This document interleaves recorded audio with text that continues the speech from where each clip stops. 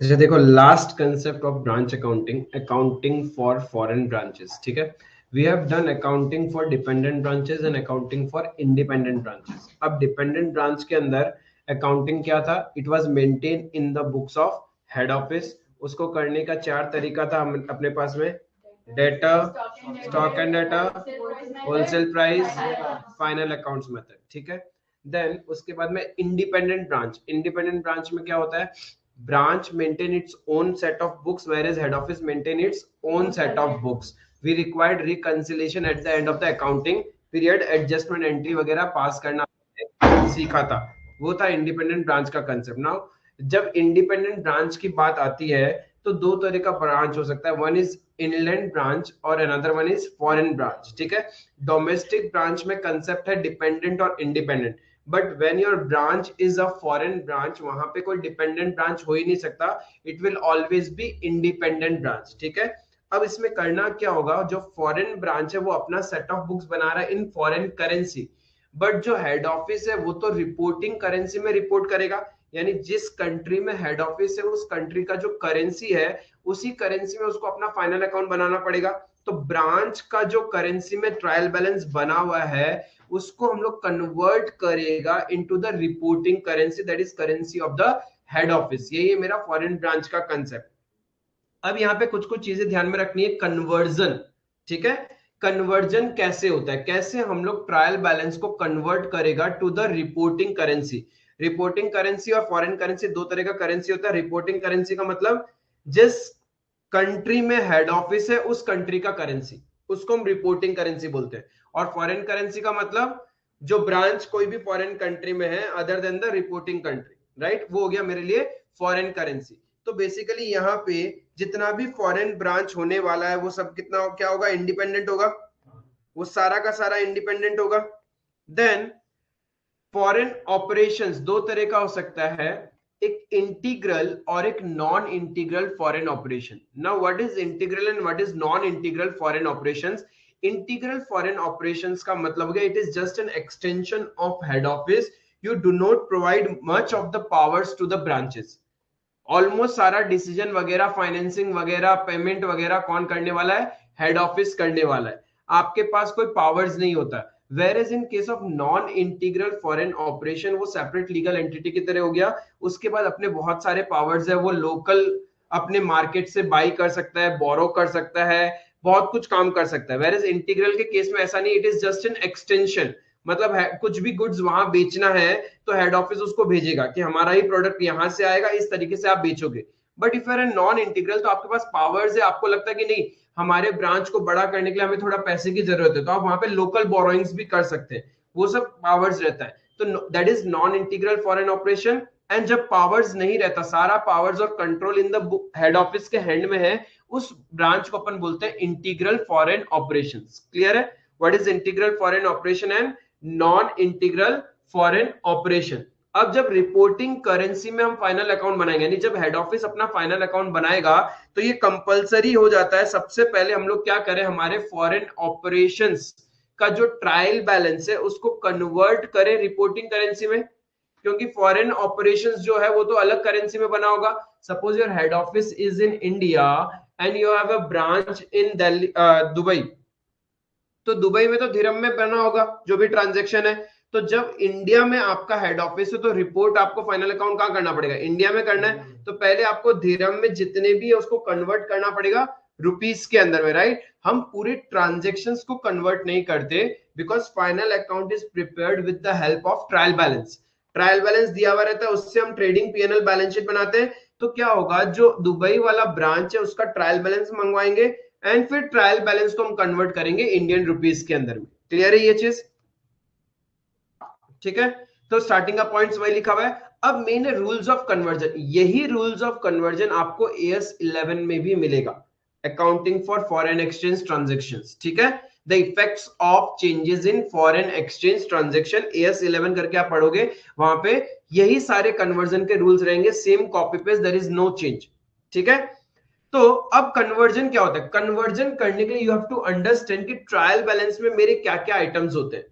Trial balance में वैसे देखूं लॉजिकली, यदि मैं एकदम क्लास 11 बेसिक्स की बात करूं तो वहां पे आपके पास 5 नेचर ऑफ अकाउंट्स है। Number 1 asset, number 2 liabilities, number 3 capital, number 4 incomes, number 5 expenses. बस ये 5 ही नेचर ऑफ अकाउंट्स हो सकते हैं, income, expense, asset, liability, capital, right. इसके अलावा छठा नेचर ऑफ अकाउंट होता ही नहीं है। यदि ट्रेडिशनल अप्रोच की बात करूं तो personal, real and nominal, right. अब यानी हमें क्या करना है, ट्रायल बैलेंस की चीजों को कन्वर्ट करना है। अब ट्रायल बैलेंस की चीजों को पहले तो ये समझो, दो सेग्रीगेशन, एक मॉनिटरी आइटम और एक नॉन मॉनिटरी आइटम। यानी जो चीजें ट्रायल बैलेंस में से जो चीजें मैं बैलेंस शीट में लेके जाऊंगा, अब बैलेंस शीट में भी कुछ मॉनिटरी होता है और कुछ नॉन मॉनिटरी आइटम होता है। अब मॉनिटरी आइटम क्या होता है? मॉनिटरी आइटम मतलब वो सारे आइटम जिसको फिक्स्ड अमाउंट में डिटरमाइन कर सकते हैं, फ्लक्चुएशन नहीं है उसमें, जिसका अमाउंट आप असर्टेन कर सकते हो फिक्स्ड वे में, उसको मॉनिटरी आइटम बोलते हैं। जैसे कोई भी डेटर है तो डेटर से जितना मिलना है उतना ही मिलना है ना, उसमें कोई चेंजेस थोड़ी ना होना है। बिल्स रिसीवेबल, क्रेडिटर, क्रेडिटर को जितना देना है हम उतना ही देंगे।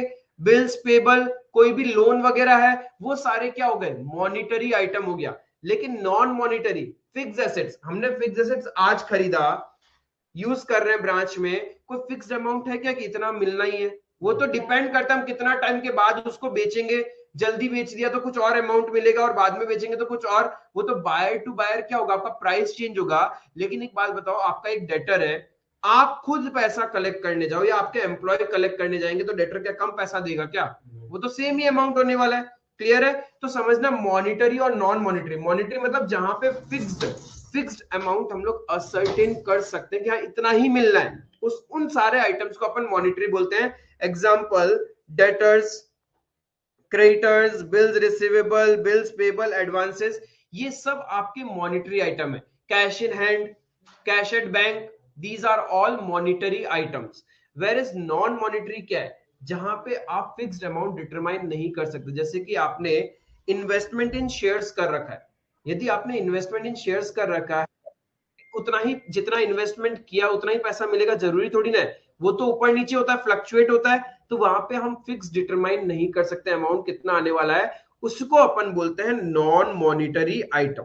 फिक्स एसेट्स नहीं पता कर सकते कितना रियलाइज होगा, इसलिए उसको बोलते हैं हम नॉन मॉनिटरी आइटम। यहां तक क्लियर है? One is monetary item, another one is non monetary item. अब बच गया मेरे पास, मैंने बोला 5 नेचर्स ऑफ अकाउंट्स है, asset, liabilities, capital, income, expense. ठीक है? Asset, liabilities and capital, these are my monetary और नॉन मॉनिटरी। ठीक है? Incomes and expenses, normal incomes and expenses है। अब एसेट एंड लाइबिलिटी में दो चीजों को अलग कर दिया उन्होंने, opening stock and closing stock. Opening stock and closing stock, इसको हम सेपरेटली करेंगे। क्यों करेंगे? Because opening stock and closing stock कोई ट्रांजेक्शन नहीं है, it is an event, right. तो एक बात बताओ, ओपनिंग स्टॉक क्या पूरा साल भर थोड़ी बदलता रहेगा? वो तो beginning of the year brought down कर लिया, कहानी खत्म, राइट। तो ओपनिंग स्टॉक को जब आप कन्वर्ट करोगे, ओपनिंग स्टॉक को जब आप कन्वर्ट करोगे फॉरेन करेंसी से रिपोर्टिंग करेंसी में, you will use the rate on the beginning of the year. Beginning of the year जो रेट है उसी रेट के अकॉर्डिंग हम कन्वर्ट करेंगे, राइट। तो देखो ओपनिंग स्टॉक को कन्वर्जन करने का क्या है, use opening rate that is at the beginning of the year. यानी जो इफ रुपीज में कन्वर्ट करना है तो 1 अप्रैल को $1 is equal to how much rupees था, वो देख लो, जो भी करेंसी से कन्वर्ट करना है। तो ध्यान रखना ओपनिंग स्टॉक हमेशा ओपनिंग रेट के अकॉर्डिंग होगा। लेकिन क्लोजिंग स्टॉक ये तो ईयर एंड में होता है, क्लोजिंग स्टॉक ईयर एंड में ही हम लोग फाइंड आउट करते हैं, तो उसको ईयर एंड में ही तो कन्वर्ट करना है, तो बीच के डेट का हमें कोई मतलब नहीं है। तो वहां पे भी हमारा क्या चलेगा, ईयर एंड में जो रेट चल रहा है foreign currency versus reporting currency, वो रेट आप यूज करोगे। Opening stock and closing stock clear है? ठीक है। अब income and expenses, income and expenses पूरा साल चलता रहता है, हर दिन होता है, कोई भी टाइम में हो सकता है। ठीक है? ऐसा नहीं है कि इसी दिन में हुआ होगा, वो कोई भी डेट में हुआ होगा एंड कोई भी टाइम पे हुआ होगा। अब या तो क्या होगा, उस पर्टिकुलर डेट पर्टिकुलर टाइम में foreign transaction, foreign currency fluctuation कितना चल रहा था आपको वो पता हो, राइट, तब तो आप उसको कन्वर्ट कर लो। बट पॉसिबल नहीं होगा, ईयर एंड में ट्रायल बैलेंस दिया हुआ रहेगा। अब ट्रायल बैलेंस के अंदर में सपोज लिख दिया स्टाफ वेलफेयर एक्सपेंस या फिर रेंट पेड। अब या तो आप क्या करो, स्टाफ वेलफेयर एक्सपेंस जिस जिस डेट में हुआ है उस डेट में जाओ, उस डेट में उस समय में क्या फॉरेन ट्रांजैक्शन रेट चल रहा था वो रेट पता करो, फिर ईच एंड एवरी ट्रांजैक्शन को कन्वर्ट करो। नॉट पॉसिबल, इतना पॉसिबल नहीं होने वाला, इम्पॉसिबल नहीं है, इम्पॉसिबल नहीं है। हम हर एक डेट का, हर एक टाइम का रेट कैलकुलेट कर सकते हैं, हमको सारा का सारा डेटा ऑनलाइन अवेलेबल होता है, बट प्रैक्टिकली पॉसिबल नहीं है आप उन सारे ट्रांजेक्शन को कन्वर्ट करो। इसलिए हम ट्रायल बैलेंस में जो टोटल एक्सपेंस है उसको कन्वर्ट करते हैं, जो कोई भी टाइम में हुआ हो, कोई भी डेट में हुआ हो, मुझे फर्क नहीं पड़ता है। तो जब मैं पूरे साल भर के इनकम और एक्सपेंसेस को काउंट कर रहा हूं, जो अलग अलग डेट में हुआ है, अलग अलग रेट्स पे हुआ है, तो इट्स क्वाइट कंफ्यूजिंग कि मुझे कौन सा रेट लेना है। इफ मैं एकदम बिगिनिंग ऑफ द ईयर जो रेट था वो लूंगा तो गलत हो जाएगा, क्लोजिंग ऑफ द ईयर में जो रेट है वो रेट लू तो गलत, एंड ड्यूरिंग द ईयर जो रेट चल रहा था, ऊपर नीचे हो रहा था, उसमें से कौन सा लू नहीं पता। दैट्स व्हाई हम क्या करते हैं, we use the average rate. पूरे साल भर का जो एवरेज रेट है, उस एवरेज रेट से हम लोग सारी इनकम्स और एक्सपेंसेस को कन्वर्ट कर देते हैं। क्लियर है ये चीज, आई बात समझ में। अब रहा monetary and non monetary item, ठीक है। Monetary item, monetary item fixed amount मिलना हमें पता है। 31 मार्च को यदि आपके बुक्स में डेटर्स है $500 का, तो भाई $500 उस दिन जो रुपीस का रेट चल रहा है, मल्टीप्लाई करो, उतना ही तो रुपए आपके पास आना है ना। तो सारे monetary item fix determinable amount होते हैं।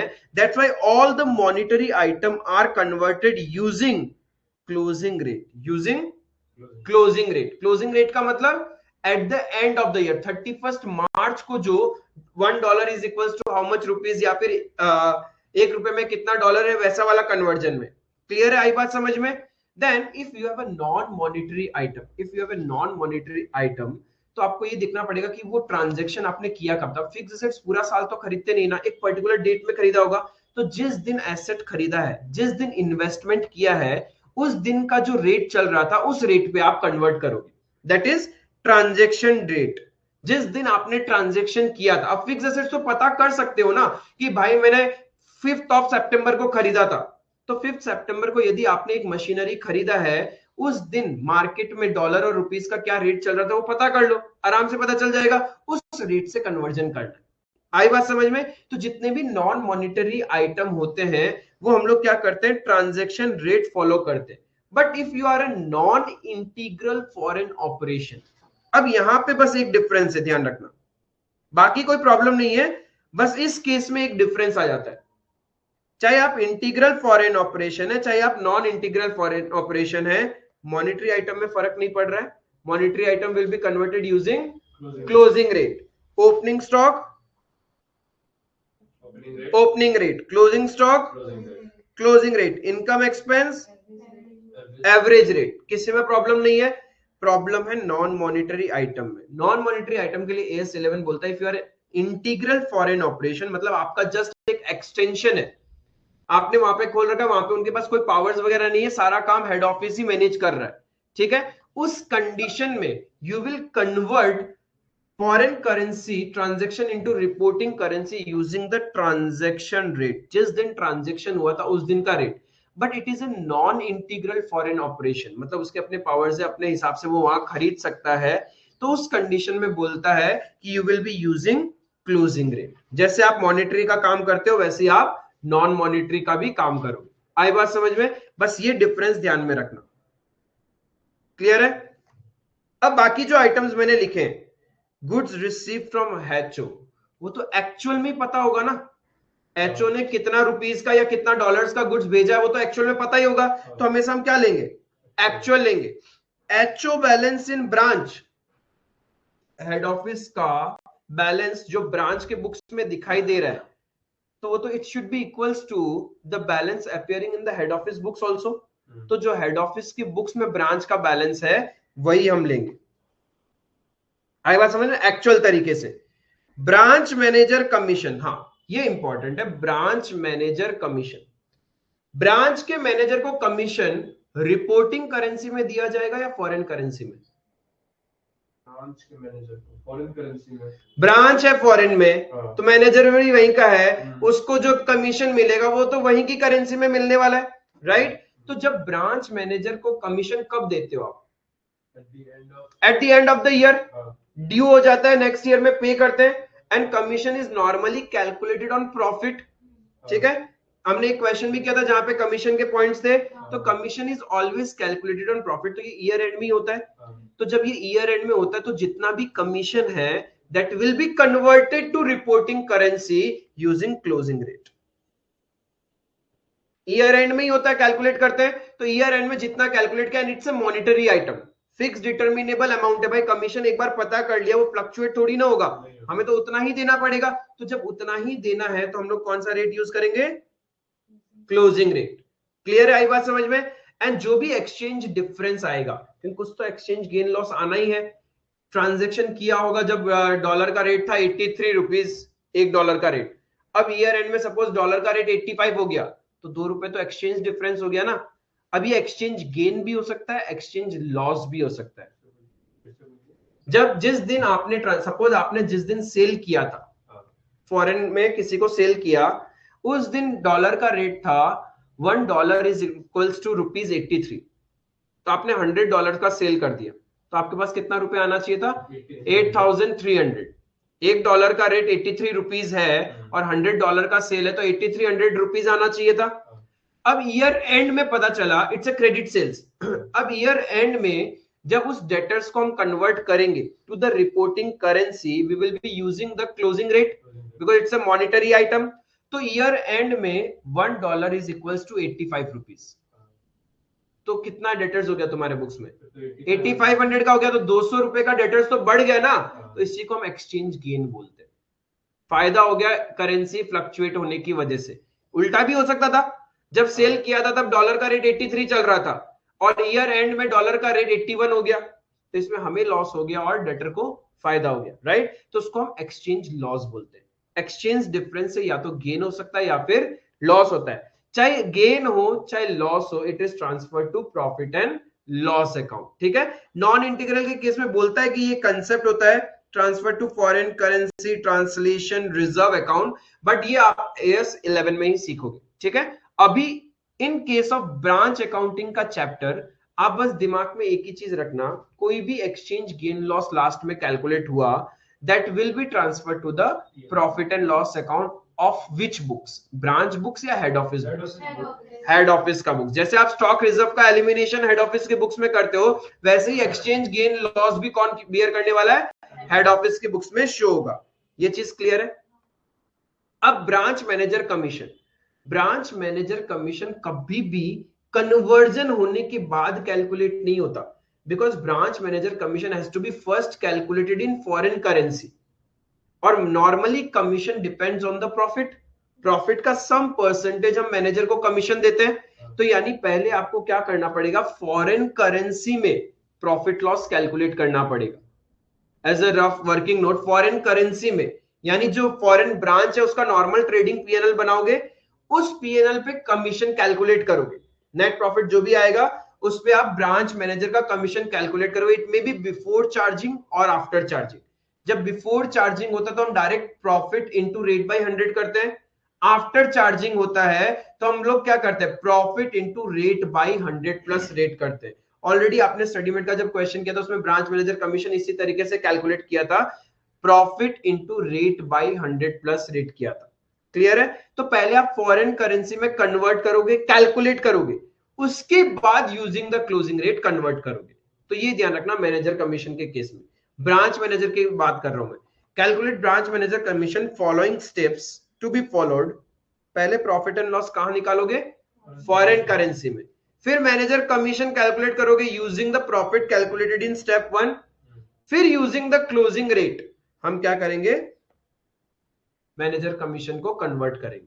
आप ऐसे नहीं कर सकते कि आपने ट्रायल बैलेंस को पहले रिपोर्टिंग करेंसी में कन्वर्ट कर लिया, फिर अब कन्वर्टेड करेंसी से आप ब्रांच का ट्रेडिंग पीएनएल बना रहे हो और उसमें मैनेजर कमीशन कैलकुलेट कर रहे हो। नहीं चलेगा, नहीं पड़ेगा, बिकॉज ब्रांच मैनेजर कमीशन जो प्रॉफिट होगा वो तो क्लोजिंग रेट्स के अकॉर्डिंग होगा। लेकिन जब आपने एक बार पूरा का पूरा ट्रायल बैलेंस कन्वर्ट कर लिया, ट्रायल बैलेंस में बहुत सारी चीजें होगी, कुछ होगी मॉनिटरी, वो आपने क्लोजिंग रेट यूज किया, कुछ होगी नॉन मॉनिटरी, वहां पे आपने ट्रांजैक्शन जिस दिन हुआ था उस दिन का रेट लिया है, फिर कुछ होगा आपका इनकम और एक्सपेंस, उसके लिए तो आपने एवरेज रेट ले लिया ना। तो यानी आपका कन्वर्टेड ट्रायल बैलेंस कभी भी वो प्रॉफिट नहीं दिखाएगा जो फॉरेन करेंसी में दिखाने वाला है, तो मैनेजर का कमीशन तो मिसमैच हो जाएगा ना। इसलिए बोला पहले आप फॉरेन करेंसी में नॉर्मल अपना ट्रेडिंग पीएनएल बना के मैनेजर कमीशन कैलकुलेट कर लेना एंड देन उसको कन्वर्ट करवाना ईयर एंड में क्लोजिंग रेट यूज करके। आई बात समझ में? This is the overall concept of foreign branch. हाँ, अब किसी का डाउट है तो पूछ सकते हैं।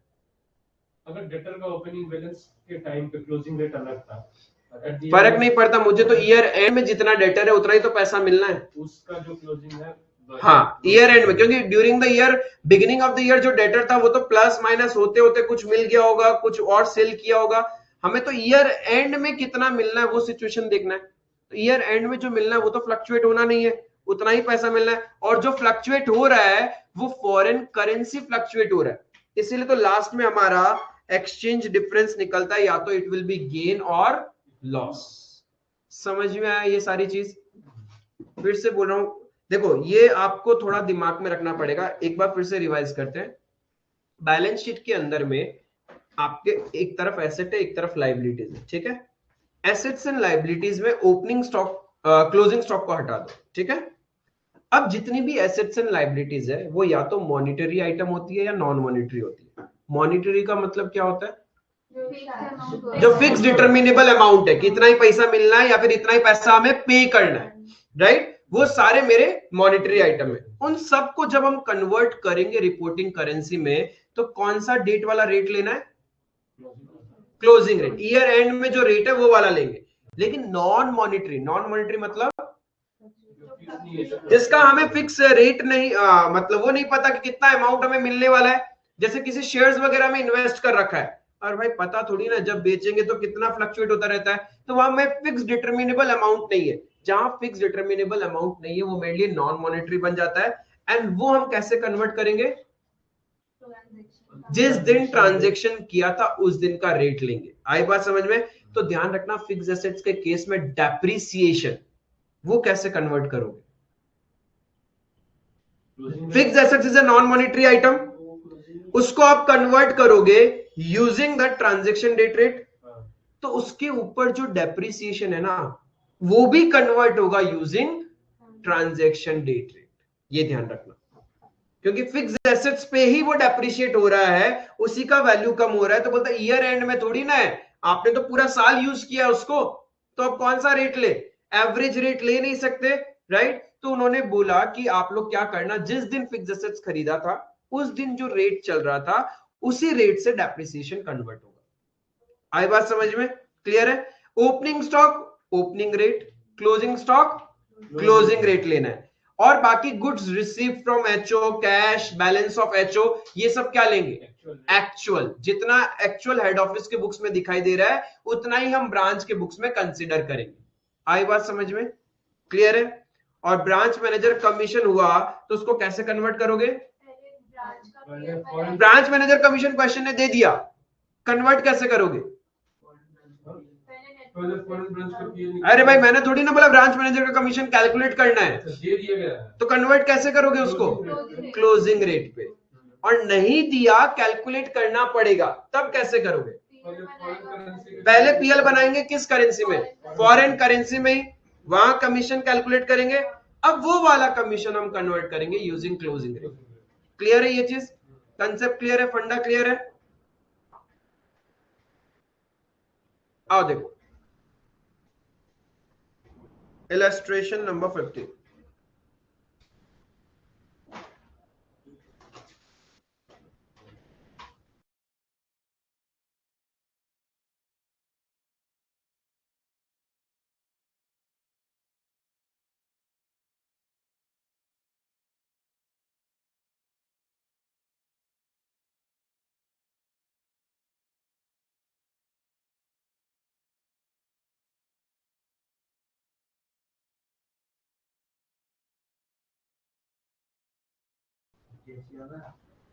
Illustration number 15. On 31st of December 2000X2, the following balances appeared in the books of Chennai branch of an English firm having its head office in New York. Exam में थोड़ा सा अच्छे से देख लेना कि आपको रुपीस से फॉरेन करेंसी जाना है या फॉरेन करेंसी से रुपीस में आना है। सुनो मेरी बात, जब भी फॉरेन करेंसी से रुपीज में आना होता है तो मल्टीप्लाई होता है, और जब भी रुपीज से फॉरेन करेंसी में जाओगे डिवाइड होगा। फॉरेन करेंसी से रुपीज, सपोज आपको लिख दे कोई $500, इसको रुपीज में कन्वर्ट करोगे तो क्या होगा? मल्टीप्लाई होगा, क्योंकि डॉलर स्ट्रॉन्ग करेंसी है। तो $1 is equals to 85 present market rate के अकॉर्डिंग। तो जब आप कन्वर्ट करोगे डॉलर को रुपीज में तो मल्टीप्लाई करोगे ना, तब जाके रुपीज मिलेगा। तो फॉरेन करेंसी से जब इंडियन करेंसी में आते हैं तो मल्टीप्लाई होता है, और जब इंडियन करेंसी से फॉरेन करेंसी जाओगे तो हमेशा डिवाइड होगा। क्लियर है ये चीज? अब यहां पे देखो हमारे पास ट्रायल बैलेंस दिया हुआ है। किसका है ट्रायल बैलेंस? ये चेन्नई है ब्रांच, और हेड ऑफिस है न्यूयॉर्क में। ठीक है, नीचे कुछ डेटा भी दिया हुआ है, क्लोजिंग स्टॉक दिया हुआ है, तो ये तो हमेशा ट्रायल बैलेंस के बाहर ही रहेगा, लेकिन ट्रायल बैलेंस के बाहर कन्वर्जन करके दिखाएंगे अपन। ठीक है, फिर नीचे दिया हुआ है branch account in the New York books showed a balance of 13,400। यानी ये क्या है? हेड ऑफिस के बुक्स में ब्रांच का बैलेंस। तो ब्रांच के बुक्स में हेड ऑफिस कितना हो जाएगा? इतना ही आएगा ना। तो ये 13,400 लिख देता हूं यहां। जब कन्वर्ट करोगे तो इसको तो 13,400 ही दिखाओगे। On 31st December and furniture appeared in the head office books at 1750। अब फर्नीचर का एक्चुअल वैल्यू बता ही दिया, कन्वर्जन क्या करे? जरूरत ही नहीं है, वही लिख देंगे। अरे या तो हमें फर्नीचर जिस दिन खरीदा उस दिन का रेट दिया हुआ है क्वेश्चन, या क्वेश्चन खुद ही यहां बता रहे फर्नीचर डॉलर्स में कितना होगा, तो हम डायरेक्ट वही ले लेंगे। क्लियर है? आगे क्या बोला था? Rate of exchange on $1 for $1 on 31st December X1 was 52 and 31st December X2, यानी ओपनिंग रेट कितना हो गया? ओपनिंग रेट है $1 is equals to 52 rupees, whereas closing rate 51. $1 is 51 rupees and average rate 50. average rate 50 रुपए। Prepare in the head office books the profit and loss account and the balance sheet of the branch assuming integral foreign operation। ये बहुत काम का है। क्यों काम का है? बोलो बोलो बोलो, क्यों काम का है ये? क्या चीज से प्रिपेयर इन द पेमेंट वगैरह सब हेड ऑफिस की साइड से होगा मोस्टली काम। नहीं, उससे वो फर्क नहीं पड़ता, कन्वर्जन में फर्क पड़ता है। स्टॉक्स के फिक्स्ड एसेट्स के टाइम पे वो क्लोजिंग स्टॉक का फर्क बस नॉन मॉनिटरी आइटम के केस में इंटीग्रल फॉरेन ऑपरेशन में हम क्लोजिंग रेट लेते हैं नहीं, क्लोजिंग रेट ही तो लेते हैं। क्लोजिंग रेट लेते हैं जब नॉन इंटीग्रल फॉरेन ऑपरेशंस होता है तब। इंटीग्रल फॉरेन ऑपरेशंस में for non monetary item we use transaction rate, but for non integral foreign operation non monetary item के लिए भी हम क्लोजिंग रेट ही यूज करते हैं। तो एग्जाम में ये इंपॉर्टेंट बन जाता है। क्वेश्चन रीड करो तो देख लो भाई साहब कि इंटीग्रल फॉरेन ऑपरेशन पे क्वेश्चन है या फिर नॉन इंटीग्रल फॉरेन ऑपरेशन पे। क्योंकि मैं फिर से दिखा दूं आपको, इंटीग्रल और नॉन इंटीग्रल के कन्वर्जन में सिर्फ एक जगह ही डिफरेंस है, बाकी सेम है। क्लियर है? अब आपको कन्वर्जन करना है, देख लो पहले आराम से डिस्कस कर लेते, फिर will show you the presentation. Opening stock किस रेट से कन्वर्ट होगा? ओपनिंग रेट 52 यानी डिवाइडेड बाय 52 होगा। अब यहां पे है ना, कभी भी अप्रोक्सीमेशन बहुत बड़ा मत कर देना। जैसे क्या होगा, कभी कभी आपका फिगर आएगा 535.64, आप क्या करोगे 536 कर दोगे, खत्म। अरे $535.64 है तो $0.64 लेना पड़ेगा, वहां का 64 इज सेंट। यदि 0.64 को रुपीज में कन्वर्ट करते तो अच्छी वैल्यू होती है। क्लियर है? तो आप है ना उसको अप्रोक्सीमेट करना मत। अरे रुपीज में हम अप्रोक्सीमेट करते हैं, चलता है, क्योंकि कुछ पैसे का ही फर्क पड़ता है। लेकिन जब डॉलर्स के पॉइंट में है और आपने उसको बड़ा राउंड ऑफ कर दिया तो आपका आंसर ऑटोमेटिकली गलत हो जाएगा। तो एटलीस्ट 2 डेसिमल्स तो लेना ही चाहिए। क्लियर है ये चीज? परचेजेज एंड सेल्स किस रेट के अकॉर्डिंग कन्वर्ट होगा? बिकॉज इनकम और एक्सपेंस है ये, nominal nature account. Debtors and creditors closing monetary item हुआ ना, debtor and creditor, fix determinable amount, इतना ही पे करना है, इतना ही रिसीव करना है। Bills receivable, bills payable, salaries and wages. अरे salaries and wages non monetary थोड़ी है, it's an income and expense. Average rate, salaries and wages is my income and expense में आ गया ना, एक्सपेंस है, nominal nature. Average rate, rent, rates and taxes, furniture, actual furniture. वैसे तो transaction rate होता है, यहाँ पे ट्रांजैक्शन रेट दिया हुआ नहीं है, हमारे पास एक्चुअल वैल्यू दिया हुआ है डॉलर्स में, तो हम एक्चुअल ले लेंगे। Then bank account, closing rate, क्योंकि ये मॉनिटरी आइटम है। फिर New York account, actual. New York account basically branch के बुक्स में हेड ऑफिस का बैलेंस बता रहा है इन रुपीज, तो हम लोग कौन सा लेंगे, जो हेड ऑफिस के बुक्स में ब्रांच का बैलेंस है, यानी एक्चुअल वाला लेते हैं, तो इसलिए एक्चुअल। हाँ ऑलवेज दिया हुआ रहेगा, ऑलवेज दिया हुआ रहेगा। फिर नीचे जो स्टॉक दिया हुआ है उसको कैसे कन्वर्ट करेंगे, क्लोजिंग रेट पे। बस पहले कन्वर्ट करना है, कन्वर्ट करने के बाद अपने पास एक्सचेंज गेन या लॉस आएगा, उसके बाद में हम लोग क्या करेगा, हेड ऑफिस से बुक्स में कन्वर्जन होने के बाद में ट्रेडिंग पीएनएल बनाएंगे। क्लियर है? परचेज एंड सेल्स सर, वो तो ट्रांजैक्शन पे जाता, ट्रांजैक्शन नहीं है तो एवरेज पे जाएगा। Purchase and sales is a nominal nature, income और एक्सपेंस हो गया वो। तो हर दिन किस दिन परचेज किया, किस दिन सेल किया, किस टाइम पे सेल किया, ये तो पूरा साल भर चलता है, तो उस हर दिन का रेट तो नहीं हो सकता है, इसलिए हम एवरेज रेट लेते हैं। तो आपका प्रेजेंटेशन कुछ इस तरीके से होगा, आप लिखोगे एग्जाम में ऊपर converted trial balance of Chennai branch, word converted use करना पड़ेगा। वो पहले पूरा ये दिखाना पड़ेगा, हाँ पूरा ट्रायल बैलेंस रीड्राफ्ट करके दिखाना पड़ेगा, नहीं दिखाओगे तो कुछ मार्क्स नहीं मिलेगा। और किस करेंसी में कन्वर्ट कर रहे हो, करेंसी भी शो करना पड़ेगा, इन रुपीज है, इन डॉलर्स है, इन पाउंड्स है, इन येन है, दिरहम है, जो भी है वो आपको शो करना पड़ेगा।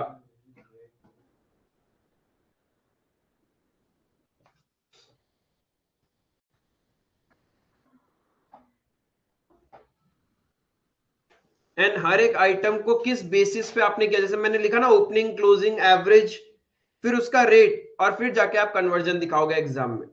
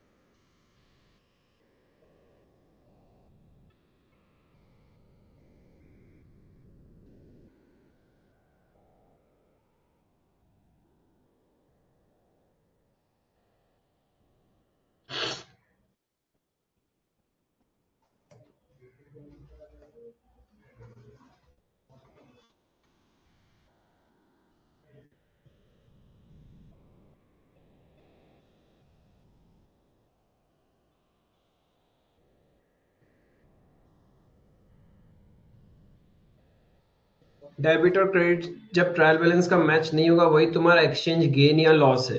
If credit side is higher than debit side, तो एक्सचेंज गेन होगा। अरे आपको ये याद है या नहीं याद है कि ट्रायल बैलेंस के डेबिट साइड में कौन सा लेजर्स का बैलेंसेस आता है? अरे फाइनेंशियल स्टेटमेंट जब आपने बनाना, हाँ assets and expenses debit side में, और क्रेडिट साइड में इनकम्स एंड लायबिलिटी, ये ध्यान रखना, ताकि आपको पता रहे कि आपका एक्सचेंज लॉस हो रहा है या एक्सचेंज गेन हो रहा है। If your debit side is higher than credit side, that means आपका एक्सचेंज लॉस है, ठीक है, तो ध्यान रखना ये सारी चीजें। And vice versa, exchange if debit side में बैलेंस लिख रहे हो तो मतलब लॉस हो गया तुम्हारा, और कोई भी बैलेंस आप क्रेडिट साइड में लिख रहे हो एक्सचेंज डिफरेंस का मतलब आपका वो गेन है, क्योंकि डेबिट साइड में या तो एसेट्स आती है या एक्सपेंसेस आते हैं, और क्रेडिट साइड में या तो इनकम या फिर लाइबिलिटीज।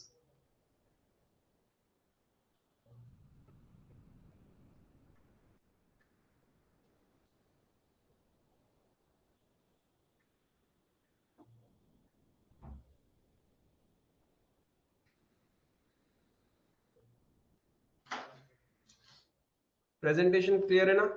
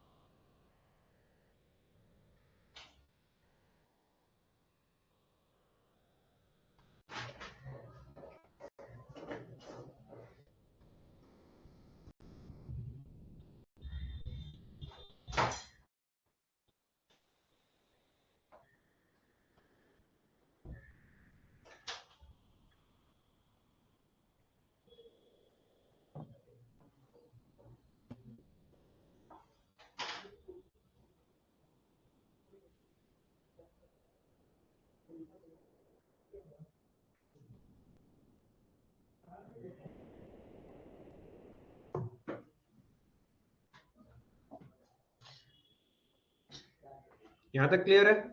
अब देखो हमारे पास ट्रायल बैलेंस है, हमें क्या करना है, ट्रेडिंग एंड पीएनएल अकाउंट बनाना है। तो ट्रेडिंग एंड पीएनएल अकाउंट जब अपन बनाएंगे तो सिंपल सा है, ट्रेडिंग पीएनएल बैलेंस शीट, ये तीन चीजें तो बनानी है हेड ऑफिस के बुक्स में ब्रांच का। तो ओपनिंग स्टॉक जो है वो तो ट्रेडिंग अकाउंट में जाएगा, purchases and sales trading account में जाएगा, debtors and creditor balance sheet में, bills receivable bills payable balance sheet, salaries and wages PNL account, rent rates and taxes PNL account, furniture balance sheet, bank balance balance sheet, head office account balance sheet, और exchange loss PNL. और जो closing stock नीचे में दिया हुआ है adjustment में, वो ट्रेडिंग अकाउंट में भी जाएगा एंड बैलेंस शीट में भी जाएगा, बस उसको प्रेजेंट कर देना एडजस्टमेंट, और तो कुछ है नहीं। तो हमारे पास ट्रायल बैलेंस दिया हुआ है, बस नॉर्मल क्या करना है, फाइनल अकाउंट्स बनाना है।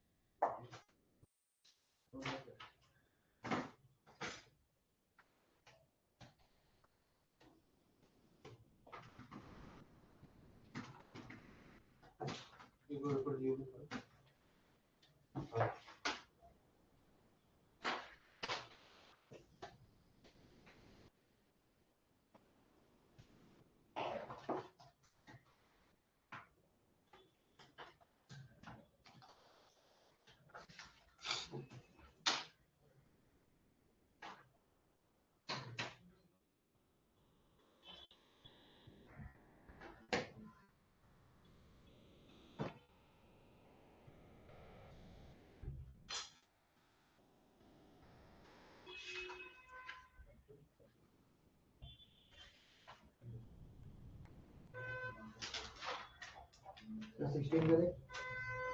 16 इजी है। पहले हम लोग एक कंसेप्ट सीखा था मैनेजर कमीशन ना, उसको समझ लेते हैं। Practical question number 17।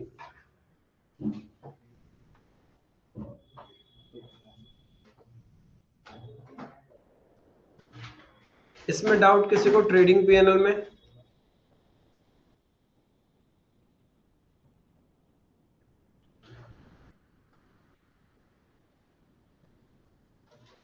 नॉर्मली जो ट्रायल बैलेंस में डेटा था बस उसी को प्लॉट करना था, nothing more than that.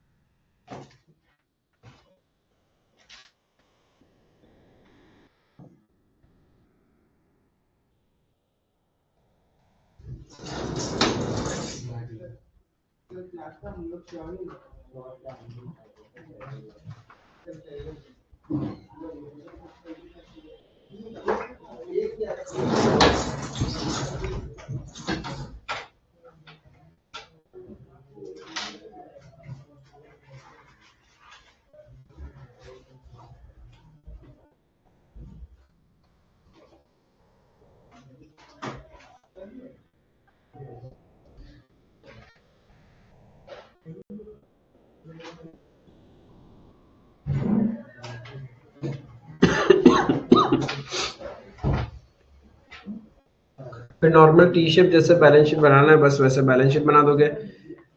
Head office के अकाउंट में ही नेट प्रॉफिट ऐड होगा, क्योंकि ब्रांच के लिए तो हेड ऑफिस ही कैपिटल है।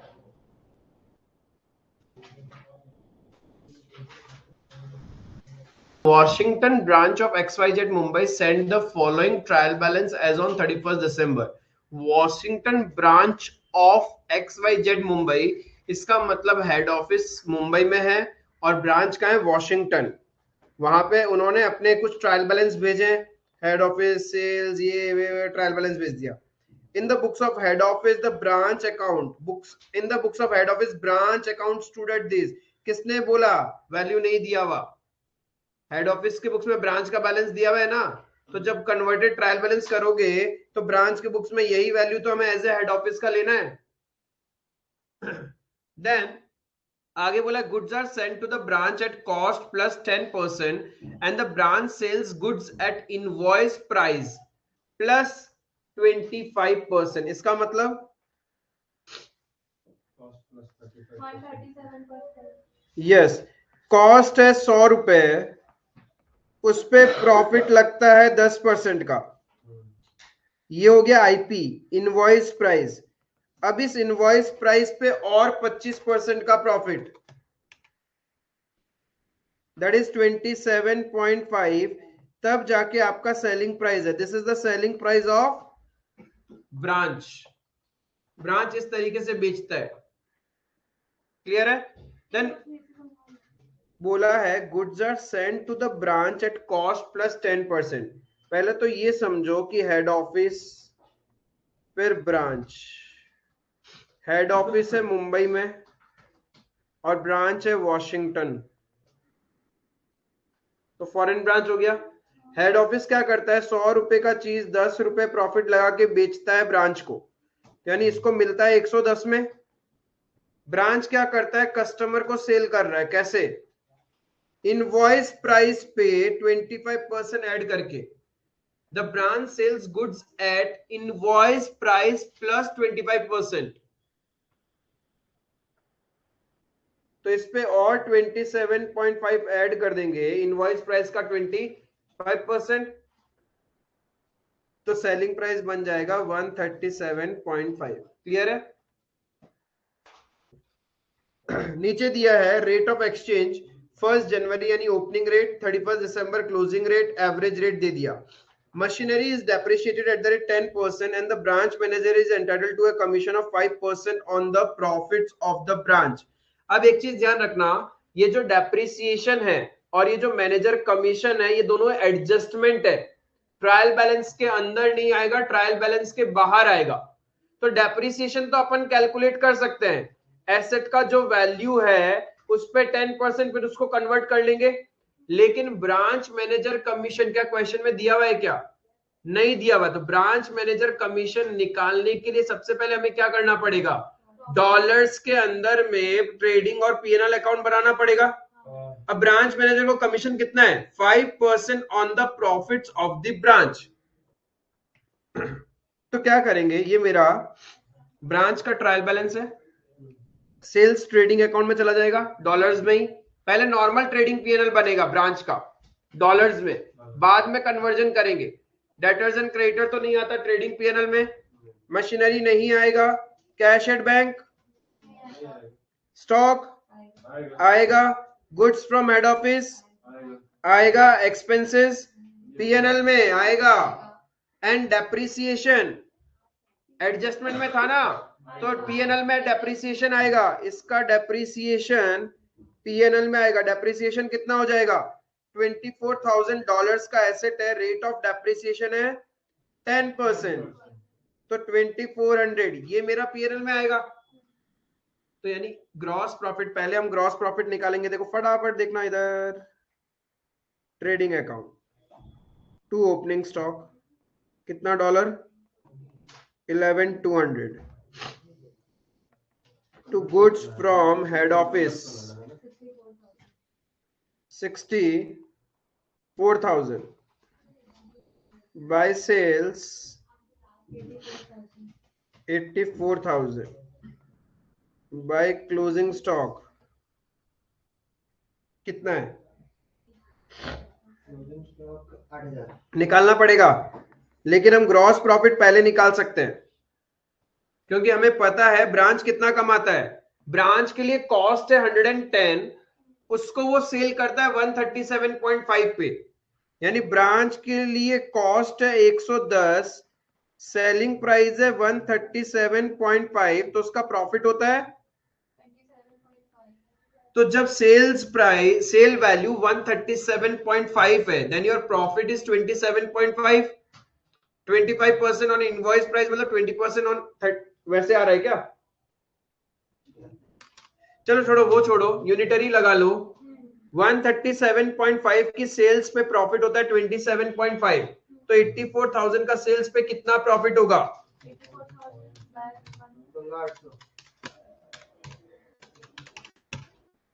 20% ऑन सेल्स है, अरे 25% ऑन कॉस्ट है। इनवॉइस प्राइस, इनवॉइस प्राइस का मतलब ब्रांच के लिए तो कॉस्ट हुआ, तो 25% ऑन कॉस्ट का मतलब 20% ऑन सेल्स, तो 84,000 पे ग्रॉस प्रॉफिट कितना हो गया? 16,800। कम वैसे क्या 11,200 प्लस 64,000 माइनस 67,200 67 सेल्स को हम कॉस्ट में ले लिया पहले। बात तो एक ही, घूम फिर आके आप वही पहुंच रहे हो, ठीक है, वो कोई दिक्कत नहीं, जिसको जैसे कंफर्टेबल है। तो डायरेक्ट ग्रॉस प्रॉफिट निकाल लिया पहले, तो बैलेंसिंग फिगर क्लोजिंग स्टॉक आ जाएगा कितना? 8,000।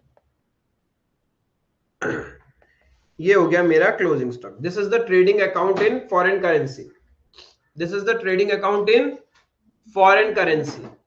अब पीएनएल भी तो बनाना पड़ेगा। पीएनएल में क्या करोगे?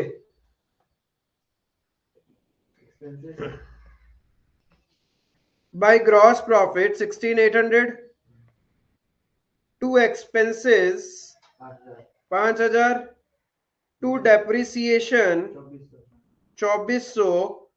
अब 16,800 में से ये दोनों एक्सपेंस माइनस कर दो, तो जो भी प्रॉफिट आएगा उस पर मैनेजर कमीशन कैलकुलेट हो जाएगा। बिकॉज ऐसा बोला नहीं है आफ्टर चार्जिंग सच कमीशन, डायरेक्ट बोला है प्रॉफिट पे, तो ये जो भी प्रॉफिट आ रहा होगा उस पर अपन मैनेजर कमीशन कैलकुलेट कर देंगे। क्लियर है?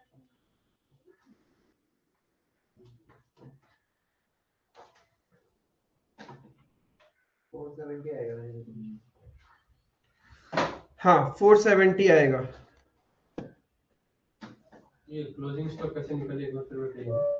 मेरे को ये पता है कि ब्रांच के लिए कॉस्ट है 110 रुपए, उसको वो बेचता है 137.5 में, तो उसको प्रॉफिट बनता है 27.5।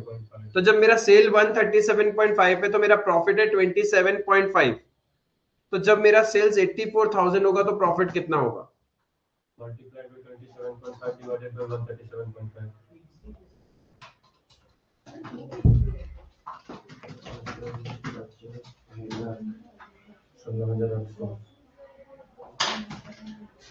एक्सपेंसेस क्लोजिंग में आता है क्या? क्या चीज? हाँ, expenses average, why closing? Income and expenses तो एवरेज होता है ना।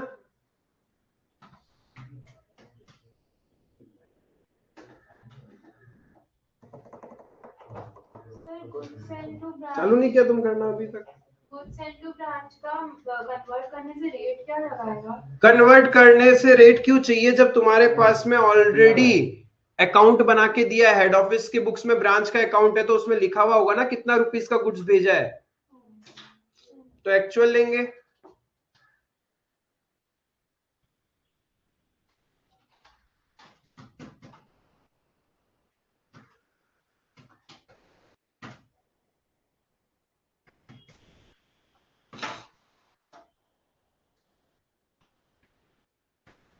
जब आप फॉरेन करेंसी में बना रहे हो तो वो करेंसी को डिनोट करना वहां पे कि आप किस करेंसी में ट्रेडिंग पीएनएल बना रहे हो।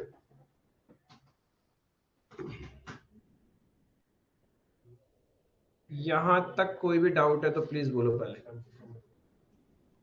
क्योंकि ये दो ही कंसेप्ट है मेजरली ब्रांच अकाउंटिंग के लिए।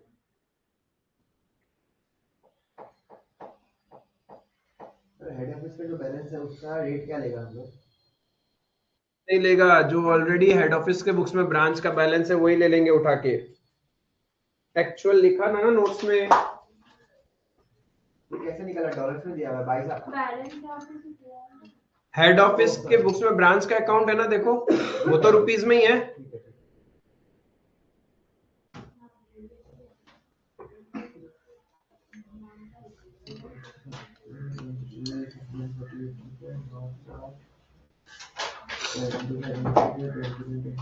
है। तो आफ्टर चार्जिंग सच कमीशन नहीं बोला है तो डायरेक्ट प्रॉफिट। हाँ ठीक है। तो मैंने मेंशन 9,000 ट्रांसफर।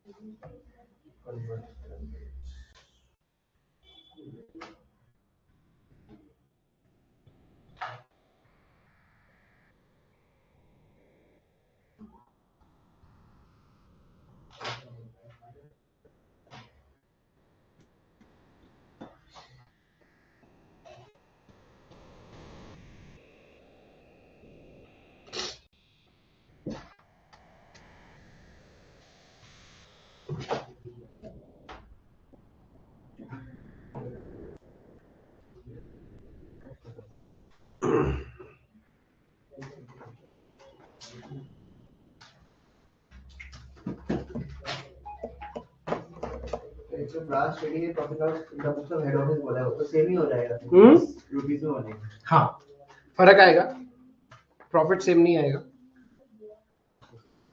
कन्वर्जन कर दिया ना तुम। और हाँ, एक्सचेंज डिफरेंस भी आ जाएगा। हाँ, और मैनेजर का भी फर्क पड़ जाएगा कमीशन पे, क्योंकि वो कन्वर्ट हुआ क्लोजिंग रेट पे, और एक्सचेंज गेन लॉस का भी डिफरेंस आ जाएगा। करके देखते हैं क्या देखते हैं। ट्रेडिंग पीएनएल हो गया आपका सबका? ट्रेडिंग पीएनएल हो गया क्या? हाँ तो ट्रायल बैलेंस कन्वर्ट करना है। हेड ऑफिस जो है एक्चुअल है। अब ये एक्चुअल आया कहां से? ऑलरेडी आपके पास में दिया हुआ है क्वेश्चन में।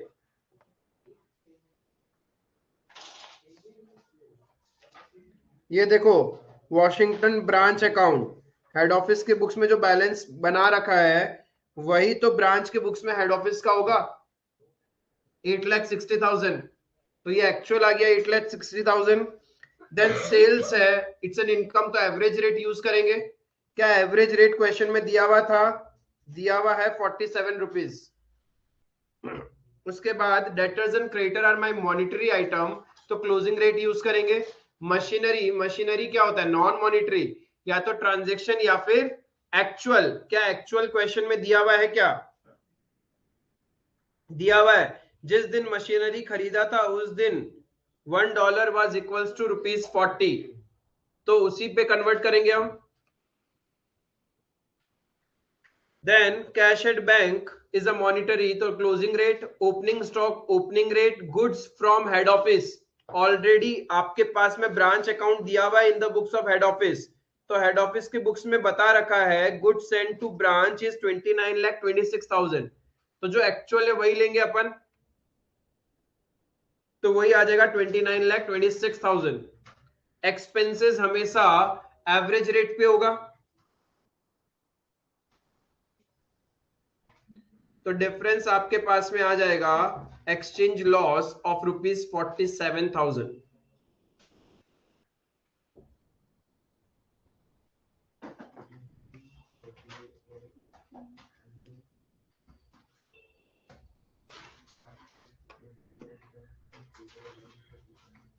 ये हो जाए तो बताना। हाँ, क्या चीज समझाए?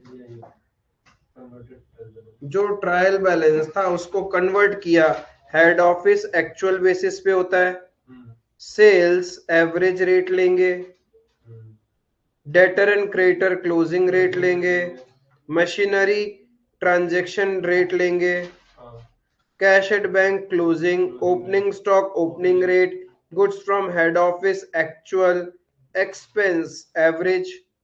अब हेड ऑफिस का एक्चुअल दे रखा है 8,60,000, तो वो ले लेंगे रुपीज में। Then goods from head office 29,26,000, और एसेट जिस दिन खरीदा था उस दिन $1 इज इक्वल्स टू 40, तो मशीनरी $24,000 का है, इंटू 40 कर देंगे। बाकी फिगर्स को कन्वर्ट करके हाँ,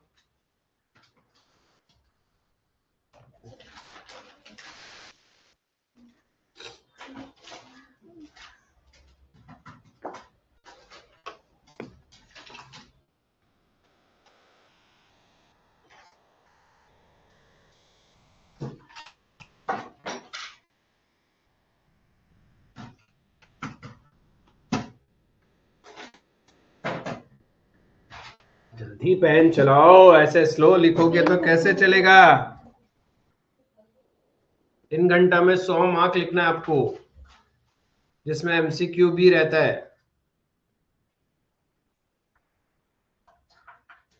क्लोजिंग स्टॉक को भी कन्वर्ट करना है, लेकिन वो ट्रायल बैलेंस के बाहर रहेगा, क्लोजिंग स्टॉक ट्रायल बैलेंस के अंदर नहीं आता है। इफ ट्रायल बैलेंस के अंदर आया तो इसका मतलब वो एडजस्टेड परचेज हो गया है। तो ट्रेडिंग में नहीं आएगा। ट्रेडिंग में तो आएगा, ट्रायल बैलेंस के बाहर होता है तभी तो डुअल इफेक्ट होता है ना, ट्रेडिंग एंड बैलेंस शीट दोनों में आता है। ट्रायल बैलेंस के अंदर होने से सिंगल इफेक्ट होता है। ट्रायल बैलेंस के अंदर नहीं है। नहीं, हाँ बाहर है, तो अपन उसको बाहर दिखाएंगे। डेप्रिसिएशन भी बाहर दिखाएंगे कन्वर्ट करके, मैनेजर कमीशन भी बाहर दिखाएंगे कन्वर्ट करके, क्योंकि ये एडजस्टमेंट्स है। देख लो आप लोग इस तरीके से दिखाओगे, closing stock, depreciation and manager commission trial balance के बाहर। डेप्रिसिएशन में तो उसी रेट एवरेज रेट में कन्वर्ट होगा। जिस वो नहीं दिन मशीनरी एसेट, का हाँ 40 रुपीज के हिसाब से।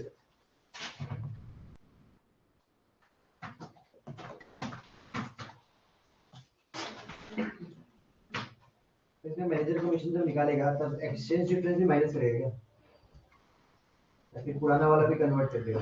जो दिया हुआ है वही ले लेंगे ना, 22,560। अब क्यों निकालना है फिर से, ऑलरेडी तो तुमने मैनेजर कमीशन निकाल लिया उसको। हाँ, $470 को इंटू 48 क्लोजिंग रेट पे मल्टीप्लाई करने के बाद जो आया वही तो मैनेजर कमीशन रहेगा। नहीं, बस इसका डुअल इंपैक्ट होगा। क्या होगा, एक तो पीएनएल में आएगा क्योंकि ट्रायल बैलेंस के बाहर है, दूसरा बैलेंस शीट में आएगा आउटस्टैंडिंग मैनेजर कमीशन बोल के, क्योंकि हमने पे थोड़ी कर दिया, कैलकुलेट किया। प्रैक्टिकली पे तो नेक्स्ट ईयर होता है। हाँ हाँ, 22,560, 22,560। तो मशीनरी में जो वो एक्चुअल रेट जो दिया हुआ हाँ वो हमसे दिया रहेगा क्या? हाँ, या तो क्वेश्चन मशीनरी का वैल्यू बता देगा या फिर रेट दे देगा, दोनों में से कोई एक चीज देगा। जैसे लास्ट क्वेश्चन में रेट नहीं था, वैल्यू ही बता दिया इन फॉरेन करेंसी, तो हमने वही वैल्यू ले लिया। यहाँ पे वैल्यू नहीं बताया, उन्होंने रेट दे दिया, तो हमने रेट से कन्वर्ट किया।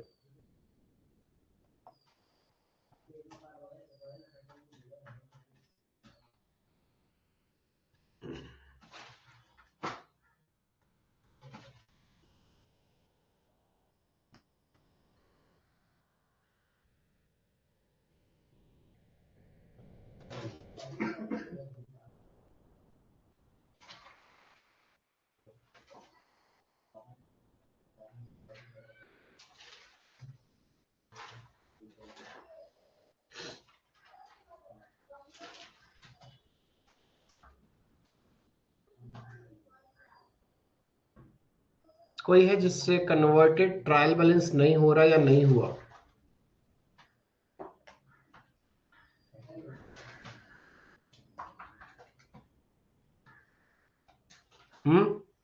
एनीवन जिससे कन्वर्टेड अभी भी नहीं हो रहा है ट्रायल बैलेंस को कन्वर्ट करना? फिर अपन नॉर्मल कन्वर्जन के बाद इसी ट्रायल बैलेंस से फिर से अपन क्या बनाएगा? ट्रेडिंग पीएनएल बनाएगा।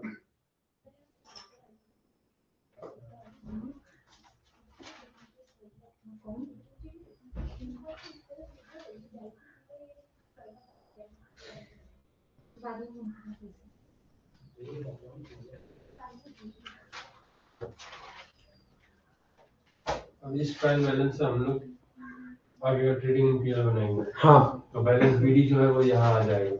क्या चीज का बैलेंस बीडी? वॉशिंगटन ब्रांच 8,10,000, उसका क्या करना है हम तब से सोचो। कौन सा 8,10,000? वॉशिंगटन ब्रांच में 2 बैलेंस बीडी जो दिया हुआ है कि दौर ये हाँ ये तो हेड ऑफिस के बुक्स में वॉशिंगटन ब्रांच का बैलेंस है। In the books of head office the branch account stood as follows.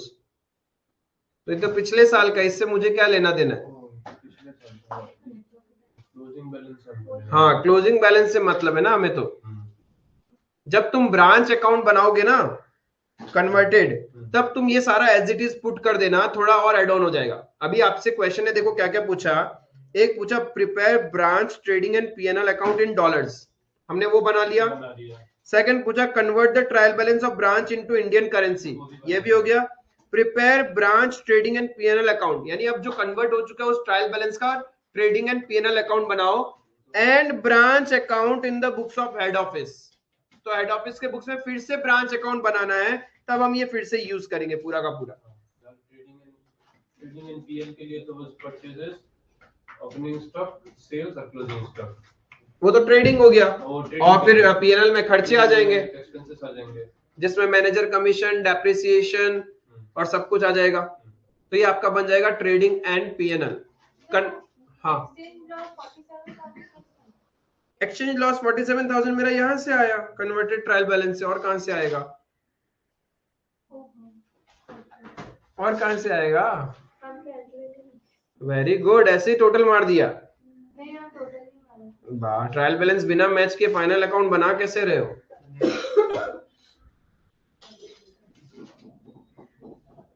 Trial balance तो पहला स्टेप है मैच करना, वही मैच नहीं होगा तो फाइनल अकाउंट मैच कैसे होगा? वाह, अब तो कैलकुलेटर दे दिया ऊपर वाले ने। एचएस में थे तो बात अलग है कि आपको कैलकुलेटर नहीं, वो हाथ से करना होता तो आलस आता है। अब तो हथियार है, क्या है, फटाफट फटाफट बटन दबाओ, काम खत्म।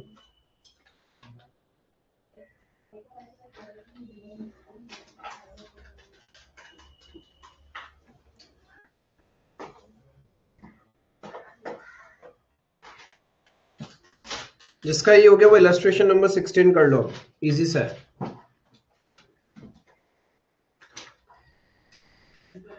ट्रेडिंग पीएनएल तक हो गया क्या? कन्वर्टेड ट्रायल बैलेंस का ट्रेडिंग पीएनएल बन गया क्या आप लोगों से? फिर से मैनेजर कमीशन कैलकुलेट करने का गलती मत करना, ऑलरेडी हम कैलकुलेट कर चुके, उसको कन्वर्ट भी कर चुके हैं, तो डायरेक्ट प्लॉट करना होता है। देख लो कौन से आइटम में मिस्टेक कर रहे हो, एंड इफ कंफ्यूजन है तो पूछो मेरे से।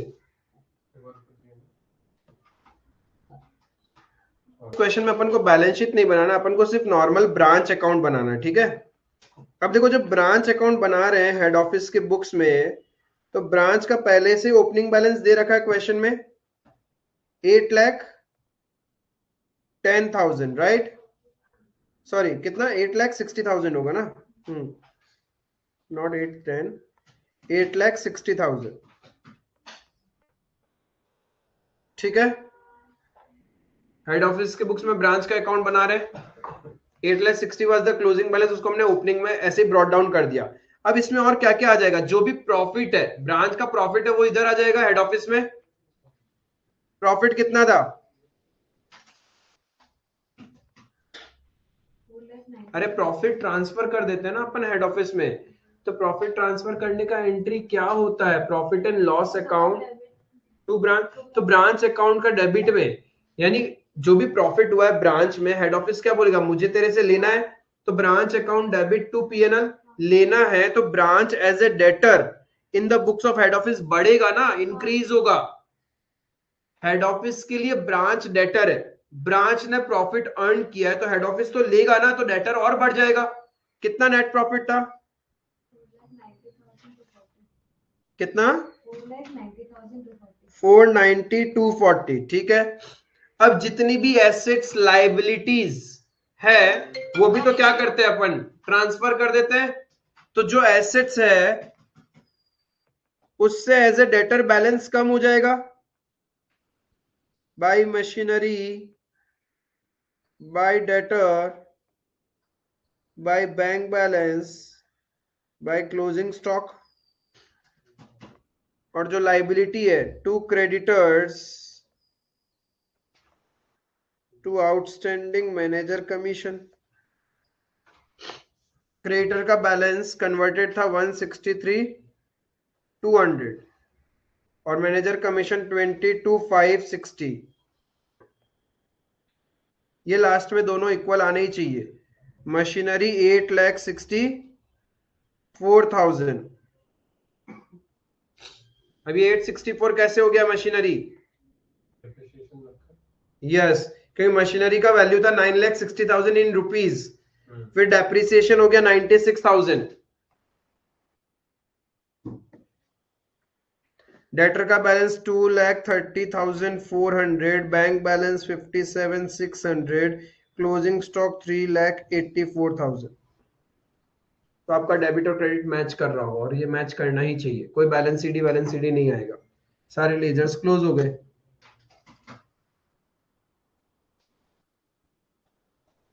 This is the branch account in the books of head office.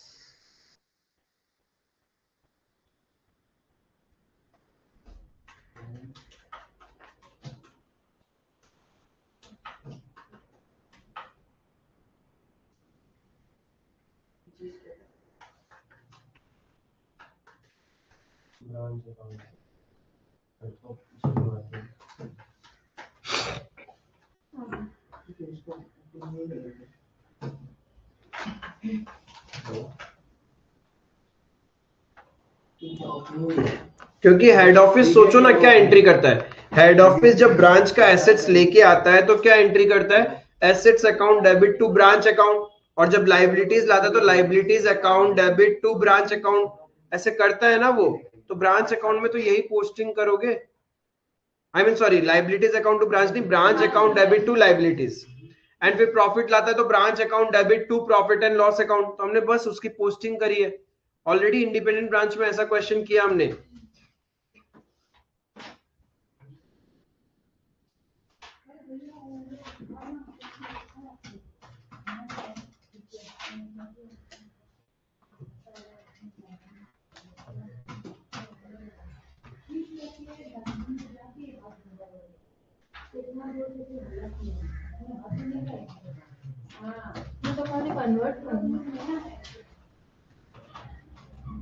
हाँ, ये क्लियर है? यहां तक समझ में आया?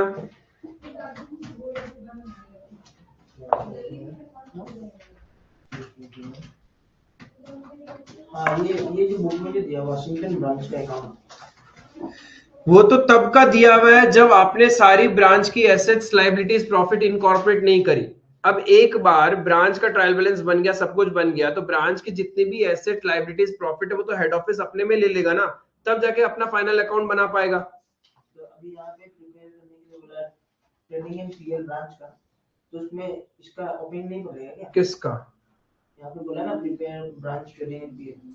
तो ब्रांच का ट्रेडिंग पीएनएल में ओपनिंग क्या होता है? बना लिया ट्रायल बैलेंस से ब्रांच का ट्रेडिंग एंड पीएनएल। तो फिर यहाँ पे जो दिया हुआ ये ब्रांच अकाउंट है। ब्रांच क्या है हेड ऑफिस के लिए? डेटर है। तो ये उसका ट्रांजैक्शन बता रखा है कि हेड ऑफिस और ब्रांच के बीच में क्या क्या ट्रांजैक्शन हुआ है। ये तो नॉर्मल डेटर अकाउंट है।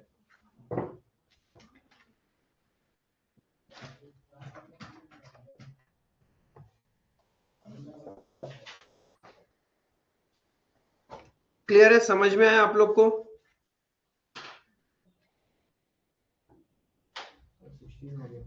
अब एक बात बताओ मुझे, practical question I don't think so कोई भी क्वेश्चन पेंडिंग है अपना?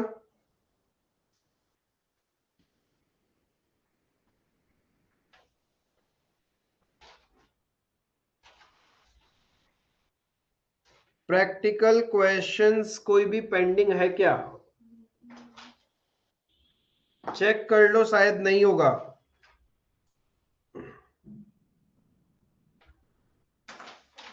जिसका 16 हो गया वेरी गुड, जिसका नहीं हुआ वो प्रैक्टिस होमवर्क रहेगा। 16 कर ही रहे हो ना, अभी करके खत्म कर दो।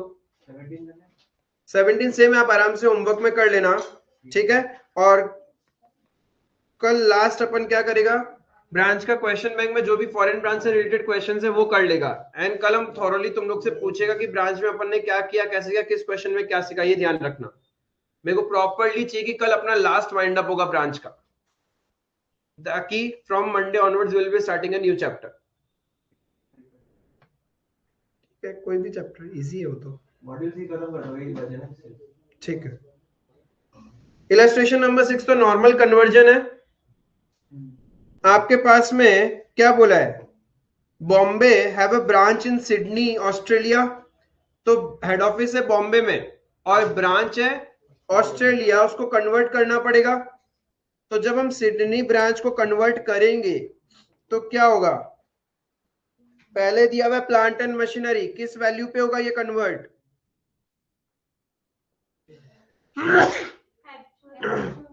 Actual plant and machinery depreciation reserve actual, debtor and creditor closing rate, opening stock opening rate, branch stock reserve है नहीं, cash and bank cash and bank closing rate, purchases and sales average, goods sent to branch actual, wages and salaries, rent, office expense, commission received, branch और head office current account actual, और ये जो बाहर में दिया हुआ है stock, ये क्लोजिंग रेट। हाँ दिया हुआ ये सिडनी का, तो ये वाला डॉलर में दिया हुआ है। हाँ, तो डॉलर में जो दिया हुआ है क्लोजिंग रेट यूज करके कन्वर्ट करेंगे ना, ट्रायल बैलेंस के बाहर दिखाना पड़ेगा। अरे ऑस्ट्रेलिया सिडनी में जो आपका क्लोजिंग स्टॉक पड़ा है उसको कन्वर्ट करके दिखाओगे ना। इंडियन रुपये में दिखा देंगे। हाँ, और बाकी तो सब कुछ दिया हुआ है आपके पास में। फिक्स एसेट जिस दिन खरीदा उस दिन का रेट दिया हुआ है, तो उसके अकॉर्डिंग कन्वर्ट हो जाएगा। इजी सा क्वेश्चन है, जो फॉर्मेटिंग सिखाया उसे फॉर्मेटिंग से आप इसको सॉल्व करोगे। Income, it's an income. अलग अलग डेट में भी तो कमीशन मिल सकता है ना, तो हमें पता नहीं है, इसलिए हम लोग क्या करते हैं, एवरेज रेट लेते हैं। ठीक है, all the incomes and expenses are converted using average rate, whereas all the monetary items we use closing rate. For non-monetary item we use transaction rate in case of integral foreign operation, but in case of non-integral foreign operation we use closing rate. Opening stock opening rate, closing stock closing rate, और बाकी जितना भी है वो सब actual. Clear है, समझ में आया? 2 क्वेश्चन होमवर्क है, इफ डाउट बचेगा तो डिस्कस कर लेंगे, एल्स नेक्स्ट क्लास में we will be doing the question bank. ठीक है, that's all for today. Thank you.